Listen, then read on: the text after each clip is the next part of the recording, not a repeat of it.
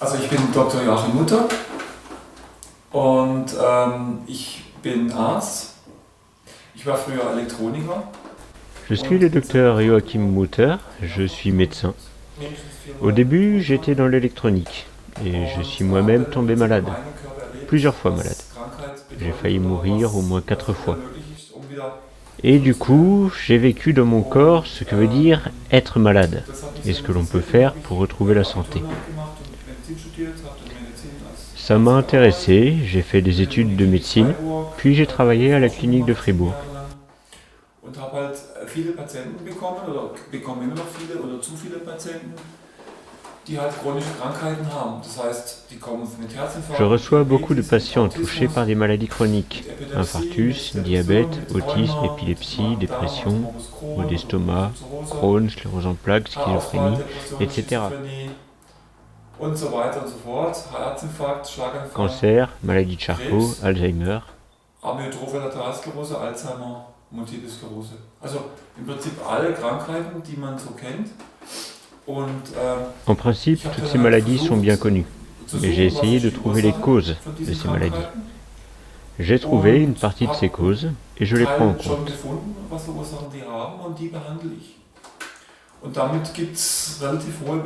Ainsi, j'ai d'assez bons résultats, y compris sur des maladies 100% létales, comme la maladie de Charcot, des cancers au stade terminal ou des carcinomes du pancréas au stade 4. Il y a des rémissions ou des améliorations, pas chez tous, mais chez un grand nombre d'entre eux. Je ne dis pas que je fais de la médecine environnementale, je dis que je fais de la médecine causale, de la thérapie de la cause.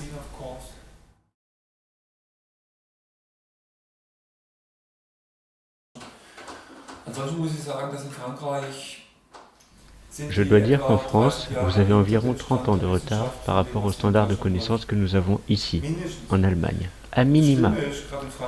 Et ce qui est terrible en France, c'est le problème des mâchoires, des amalgames, des vaccins.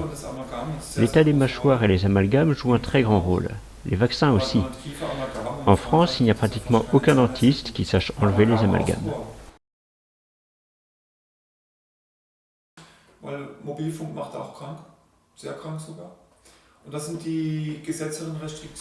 Les téléphones portables rendent aussi malades, même très malades. Les mesures de restriction sont bien meilleures en France qu'en Allemagne.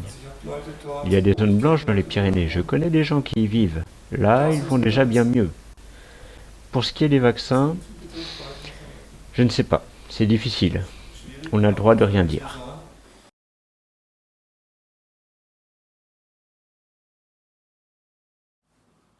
Die Hauptursachen der chronischen und vielen akuten Krankheiten und diesen Krankheiten, die immer mehr steigen, wie zum Beispiel Krebs, Les raisons principales des maladies chroniques et aiguës qui ne cessent d'augmenter, comme le cancer, Alzheimer, le diabète, l'athérosclérose, les infections chroniques comme la borréliose, les chlamydia, les ehrlichioses, les toxoplasmoses, etc., sont liées à seulement 2 causes.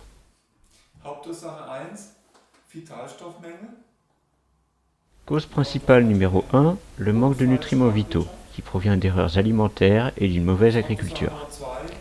Cause numéro 2, les poisons et les champs électromagnétiques. Ce sont les 2 causes principales de toutes ces maladies chroniques. C'est tout.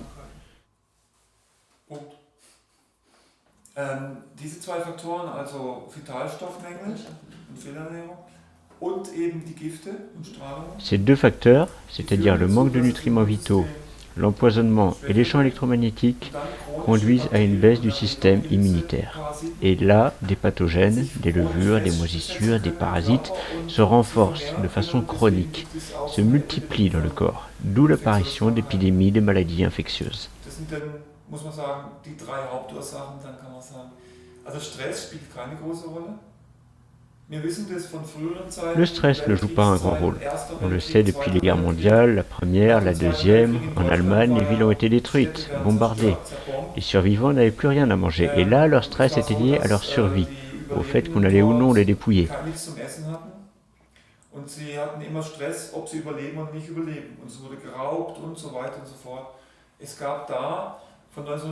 Pourtant, de 1945 à 1948, il n'y avait pas d'infarctus, pas de dépression, pas de surpoids, pas de surtension artérielle, rien.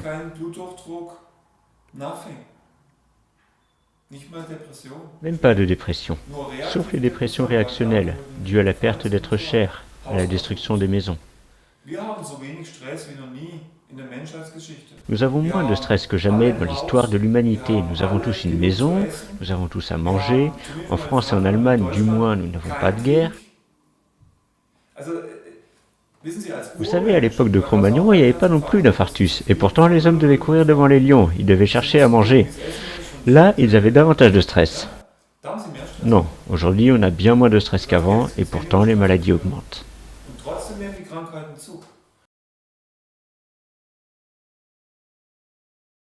Ja, erstens deswegen wegen Vitalstoffmängel, plus Gifte, plus Strahlung.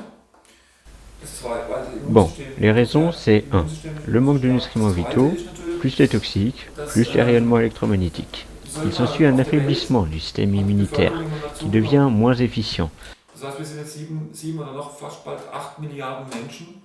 Et deuxièmement, la population mondiale ne cesse d'augmenter. On est presque à 8 milliards.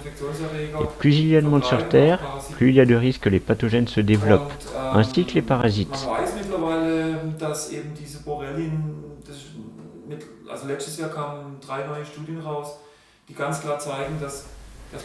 Par ailleurs, on sait que les borrélies peuvent se présenter sous toutes sortes de formes. Il y a des publications là-dessus. La forme en spirale, la forme kystique, la forme sous biofilm. On sait aussi qu'un seul antibiotique, ça ne marche jamais bien. Il faut au minimum 3 antibiotiques différents qui doivent pénétrer dans les cellules, sinon ça ne marche pas bien. Il faut savoir que la borréliose doit être traitée comme la tuberculose. C'est-à-dire, si vous voulez réussir votre traitement de la borréliose et que ça perdure, il faut au minimum 6 mois, ou mieux, 1 an d'antibiotiques.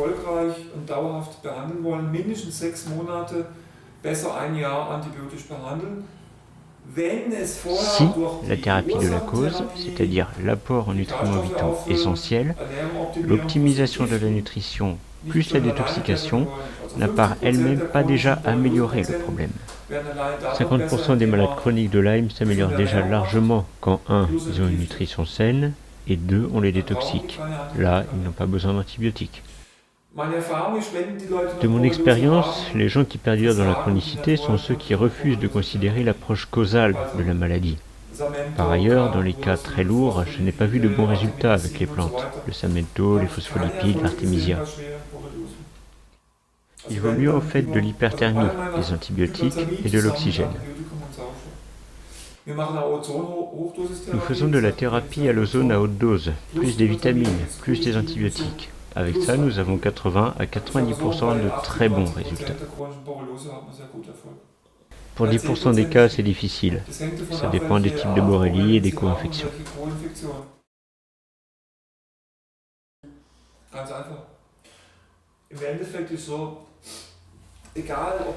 Très simple, que ce soit pour Alzheimer, Parkinson, la sclérose en plaques, le cancer au stade terminal, l'autisme, l'hypertension, le diabète, le problème de poids, il faut d'abord éliminer ou réduire tous les toxiques. Ce qui signifie vraiment regarder dans la mâchoire ce qui s'y trouve.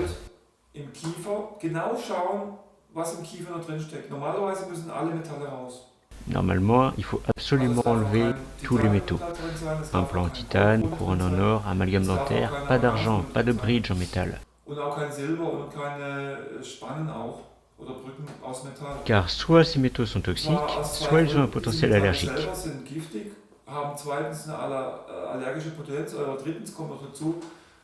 Par ailleurs, ces métaux en bouche font antenne pour les ondes électromagnétiques dont ils augmentent jusqu'à 700 fois le signal. Il faut enlever ces métaux avec d'énormes mesures de précaution. Il ne faut surtout pas en rajouter pour le patient, sinon ce sera pire. Deuxièmement, le patient doit, chez lui et à minima dans sa chambre à coucher, réduire la charge en ondes téléphoniques. Il doit se protéger si ça vient de l'extérieur. Il ne doit pas avoir de portable, de tablette, de smartphone, pas de souris connectée par Bluetooth, pas d'objet connecté. Il doit mettre des protections.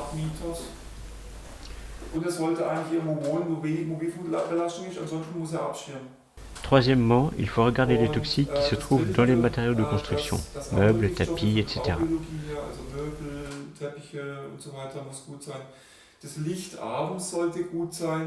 La lumière doit être bonne. Pas de lampe à économie d'énergie, pas de LED à lumière blanche, seulement des lampes à filaments.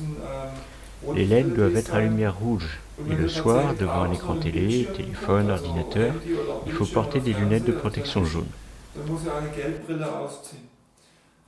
Das Zweite ist, dass natürlich, wenn der Kiefer gemacht worden ist, muss er entgiftet werden. Aber zuvor muss noch. Quand on a nettoyé les mâchoires, il faut décontaminer les patients.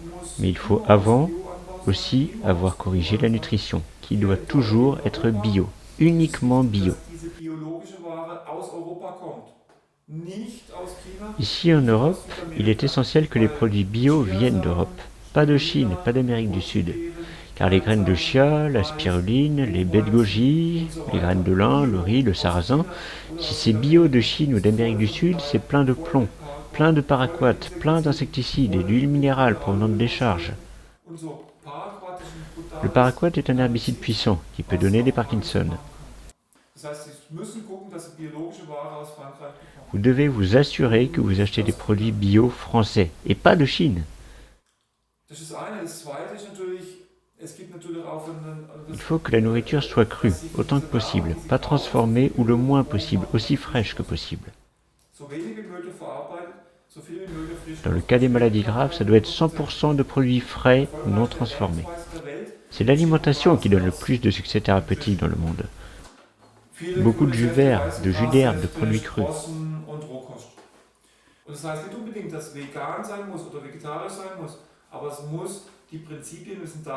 Ça ne veut pas dire que ça doit être obligatoirement vegan ou végétarien, mais ça doit être régional et non d'autres continents. Et ça doit être à minima bio, car même dans ce cas, ils contiennent aussi des pesticides et des poisons.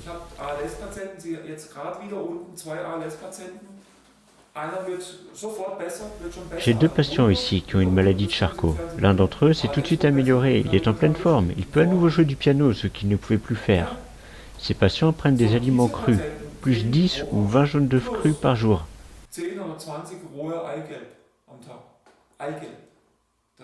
Les jaunes d'œufs, ce n'est pas vegan, c'est du jaune d'œuf, le jaune de l'œuf, plein de cholestérol, et ils vont mieux.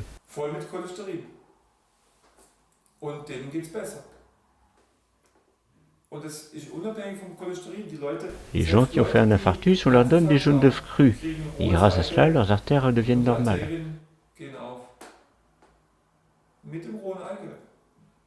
Avec le jaune d'œuf cru, dedans il y a du glutathion, de la coenzyme Q10, de la coenzyme Q8. Dans ce jaune d'œuf, il y a tout. Tout ce qui est nécessaire pour qu'une cellule devienne un poussin parfaitement conçu. C'est un produit naturel. C'est bien plus sain que du muesli, bien plus sain que des aliments végétariens qui contiennent de l'huile de palme, des levures, du sel.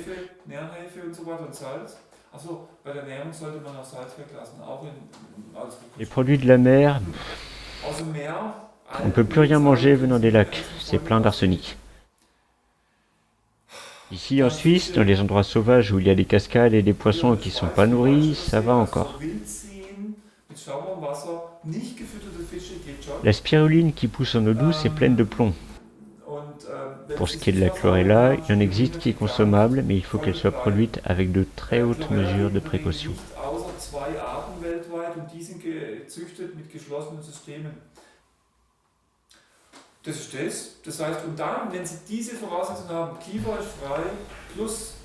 Voilà, alors, quand on a nettoyé les mâchoires, qu'on apporte des nutriments vitaux, améliorés par des compléments alimentaires de très haute qualité,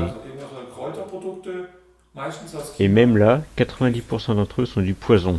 Oui, la plupart viennent de Chine, c'est du poison. On trouve des vitamines en France, vitamine C, des complexes de vitamine D, du sélénium, non, c'est du poison. Soit ils sont en général sous-dosés, soit on y trouve des additifs. Dioxyde, aspartame, sucre de synthèse. Pas bon, c'est du poison. 90% des compléments alimentaires sont du poison. À jeter. Alors quand on a nettoyé les mâchoires et qu'on apporte des nutriments vitaux, améliorés par des compléments alimentaires de très haute qualité, quand ils prennent de bons compléments alimentaires hautement dosés, les gens vont déjà mieux. Là, on peut détoxifier. Ici en Allemagne, on utilise le DMPS. C'est ce qu'il y a de mieux pour enlever les métaux lourds comme le mercure, l'arsenic, le cadmium, le plomb, le nickel. On peut aussi prendre du DMSA. Il y a d'autres possibilités. On peut faire des perfusions, on peut changer et donner des phospholipides, des bonnes graisses. Quand on a fait ça, ça va en principe mieux pour tous les patients, qu'il s'agisse du diabète ou de l'autisme. Bien sûr, il y a quelques nuances. Pour la maladie de Charcot, je donne en plus du lithium et je chélate le fer. Pour l'autisme, il faut aussi s'occuper des parasites.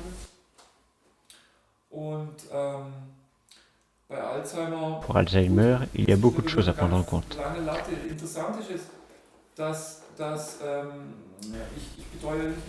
Je ne m'occupe pas que des malades, mais aussi des gens en bonne santé, des sportifs de haut niveau qui ont des médailles d'or. Ils reçoivent pratiquement le même traitement que les malades et ça améliore grandement leur performance. Ça aussi, c'est intéressant.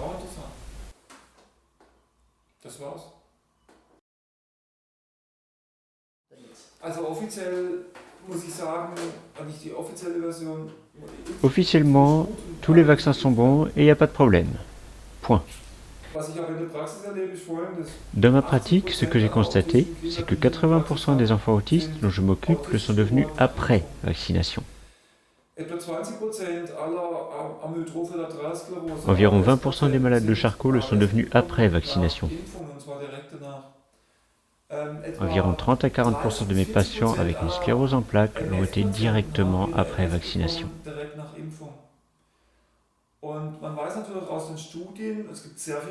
On sait d'après de très nombreuses études que cette épidémie mondiale d'autisme, qui ne cesse de croître, est liée à l'utilisation de mercure dans les vaccins.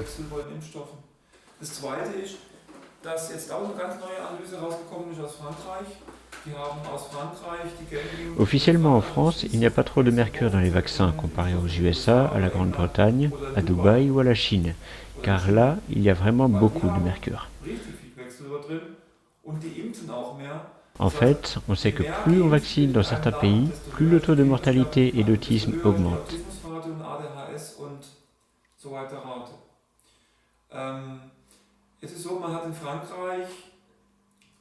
En France, on a analysé tous les vaccins. On a regardé avec un microscope électronique ce qu'il y a dedans. Et on a trouvé dans tous les vaccins des taux énormes d'aluminium, plus qu'ils n'avaient été déclarés. Des taux énormes de plomb, de cadmium, plein de mercure, alors que figurait la mention « sans mercure » sur les vaccins.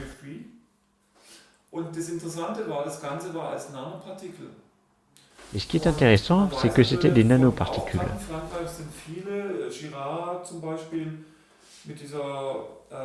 En France, le professeur Gherardi a travaillé sur la myofasciite à macrophages post-vaccinale. Ses travaux sont publiés.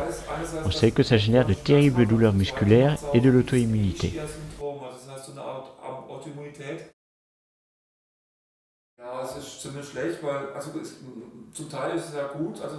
Ça peut être très bénéfique. Par exemple, les vitamines ou les plantes sous forme nano pénètrent mieux dans les cellules.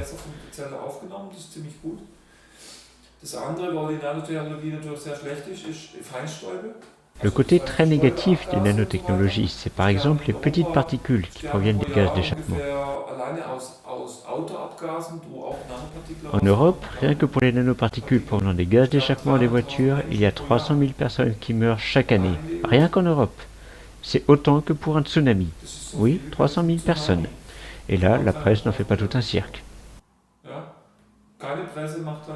Ce à quoi il faut encore ajouter les particules liées à la combustion du bois dans certaines villes, plus l'industrie.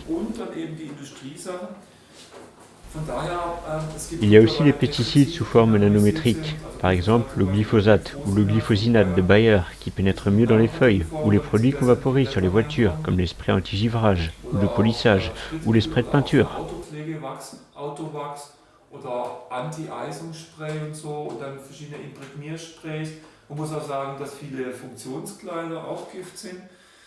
Il faut aussi dire que les vêtements fonctionnels sont du poison. Si on veut rester ou redevenir en bonne santé, il ne faut surtout pas porter de vêtements synthétiques.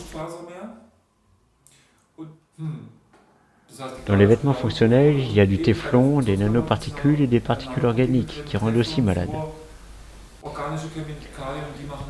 C'est bête. Tout ça, c'est bête.